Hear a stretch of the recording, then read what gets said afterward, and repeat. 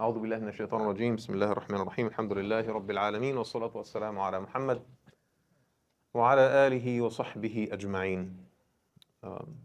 In the days of Jahiliyyah, there was this man by the name of Abdul Kaaba. Is that a good name, by the way? Abdul Kaaba. It's a very strange name. But the people in Jahiliyyah used to use those names, right? So his name is Abdul Kaaba, the slave of the Kaaba.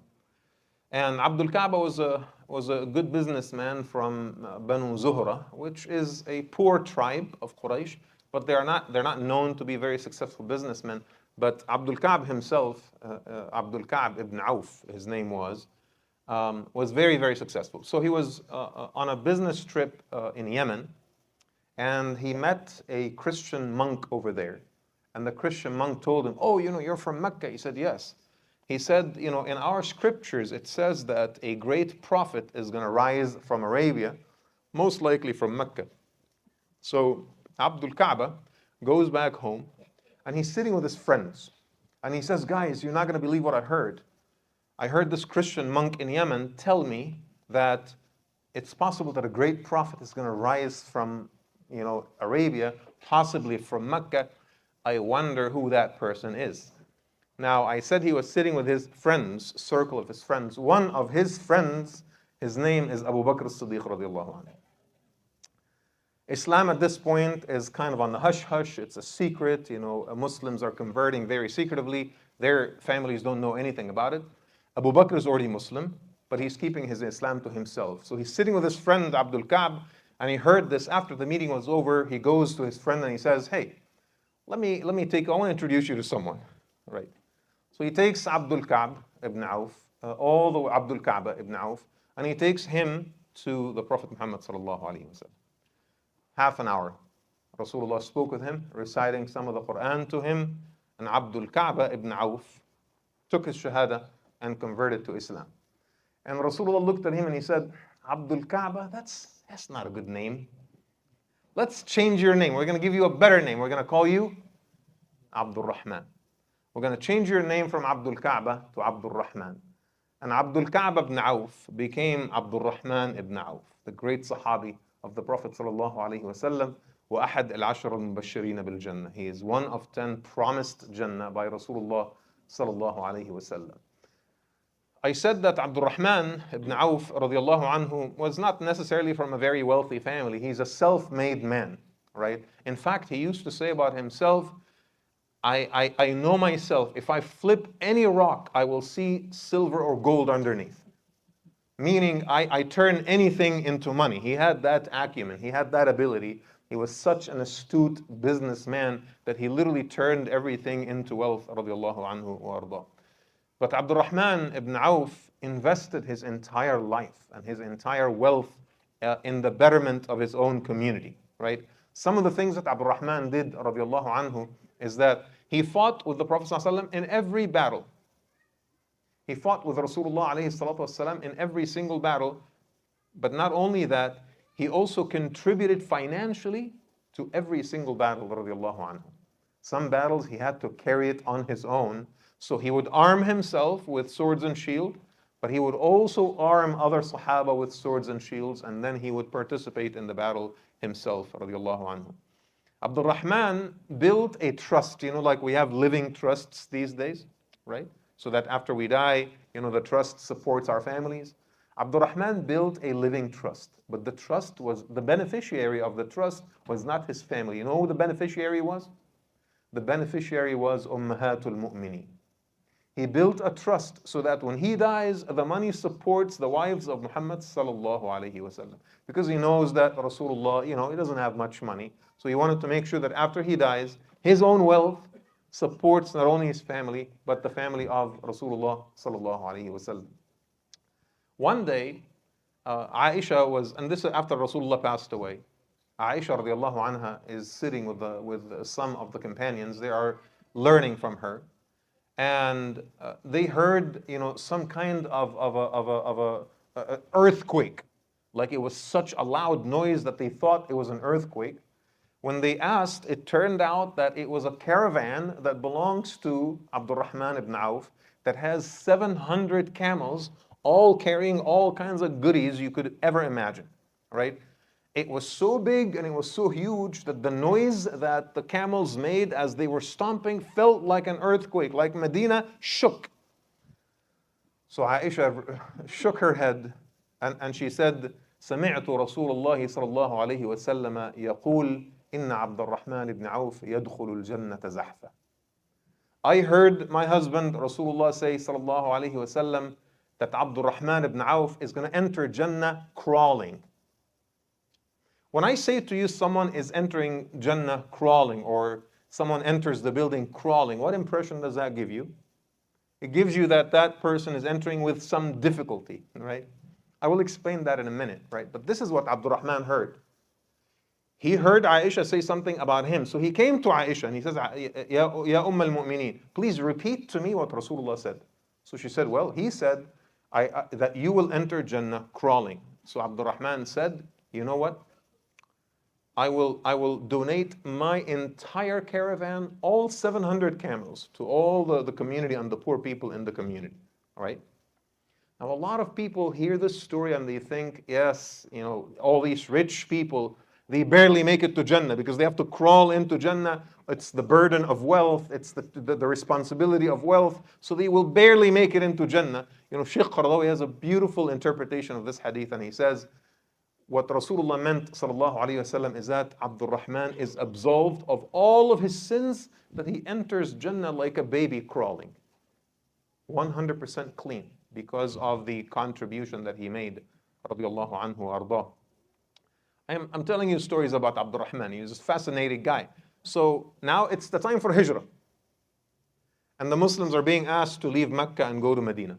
Okay? He can't take his livestock with him. He can't take his houses. He can't take his real estate. He can't take all of his assets. Okay? So what does he do, Abdul Rahman radiallahu anhu? He leaves everything behind. If I win Islam and I lose everything else, what a good trade that is. Alhamdulillah. I will buy my akhirah with the instruments of this dunya. It's fine. I'm okay with that. He arrives in Medina with nothing except the suit on his back. And the Prophet ﷺ partners him, pairs him with one of the Ansar, right? As it was, it's called al-Mu'akha, the brotherhood between the Muhajirin and the Ansar. So he ends up at this Ansari's house, and the Ansari wanted to honor him and to be very generous with him. So he said, I will share with you half my house, I will give you half my wealth, and you know what? I will divorce one of my wives, and you can marry her, right? I'm pretty sure he was joking, right? He was just being, you know, nice. He was being kind. You know, I don't think that he actually meant, like, his wife was probably in the other room. It's like, what? I don't think that he actually meant to divorce his wife, but I think it was just like his exaggerated way of showing hospitality to his brother. What was Abdul Rahman's response? He says, Juzita khayra. May Allah bless you. May Allah reward you. Dullani ala suq. I don't need your wealth. I don't need your wife. May Allah bless you for what you have.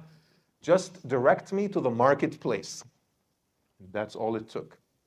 2 weeks later, Rasulullah saw Abdul Rahman radiallahu anhu wearing a very nice, beautiful new suit. And he looks like he's showered, and he's wearing perfume, and he looks nice, his face is glowing. Abdul Rahman, did you get married? And he said to the Prophet ﷺ, yes, Ya Rasulullah, I built a business, I own a shop, and I got married in 2 weeks. That's how the kind of man that he was, right? Don't waste any time. Get to it right away, right? Interestingly, one day, he's sitting and he's eating, and Abdul Rahman is a very simple guy. And all is he eating is that he has, like, you know, one of those tiny little jugs of olive oil, which was expensive at the time, and he has some bread. So he pours some of the olive oil in a little bowl, and he takes pieces of bread, he dips it in the oil, and he eats it, right? It's, you know, bread and olive oil, it's you know, it's nice, it's delicious, right? Without the vinegar, right?